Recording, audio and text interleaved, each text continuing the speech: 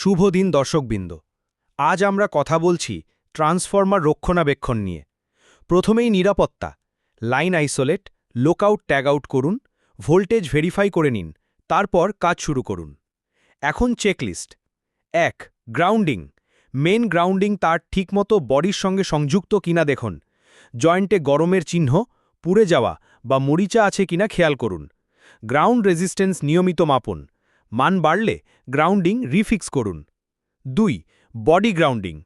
ট্রান্সফরমারের কেসিং থেকে আলাদা গ্রাউন্ড লিড থাকলে টাইট আছে কিনা, ক্ল্যাম্প ঢিলা কিনা, পেন্টের নিচে মরিচা ধরেছে কিনা সব যাচাই করুন। ৩. তেল অর্থাৎ অয়েল লেভেল ও কোয়ালিটি। অয়েল লেভেল গেজ দেখে নিশ্চিত হন মার্কের ভেতরে আছে কিনা। তেলের রং মলিন, দানাদার বা দুধের মতো হলে আর্দ্রতা ঢুকেছে, টেস্ট করে প্রয়োজন হলে ফিল্টারিং বা অয়েল পরিবর্তন করুন।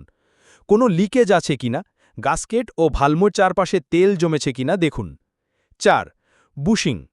বুশিংয়ের গোড়ায় নাট বল্টু লুজ কিনা রিঞ্চ দিয়ে কনফার্ম করুন। বুশিংয়ে চিপস, কার্বন ট্র্যাক বা ধুলো ময়লা থাকলে পরিষ্কার করুন। টার্মিনাল কেবল জয়েন্টে হিট মার্ক থাকলে রেকটিফাই করুন। ৫. Cooling system. রেডিয়েটর ফিন ধুলো ময়লায় বন্ধ হয়ে গেছে কিনা ব্লো করে পরিষ্কার করুন। ফ্যান বা পাম্প সিস্টেম থাকলে অন অফ করে অপারেশনাল টেস্ট দিন। অস্বাভাবিক শব্দ আছে কিনা শুনুন। ৬. ভিজুয়াল ও সাউন্ড চেক। অস্বাভাবিক হামিং, গন্ধ বা অতিরিক্ত তাপ অনুভূত হলে তাৎক্ষণিক রিপোর্ট করুন। চারপাশে শুকনো পাতা, দাহ্য বস্তু বা ঝোপঝাড় যেন না থাকে। শেষে মনে রাখুন, নিয়মিত রেকর্ড রাখুন। তারিখ, কোন অংশে কি কাজ হলো, কোন মান মাপা হলো।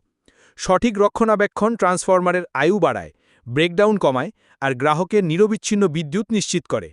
ধন্যবাদ।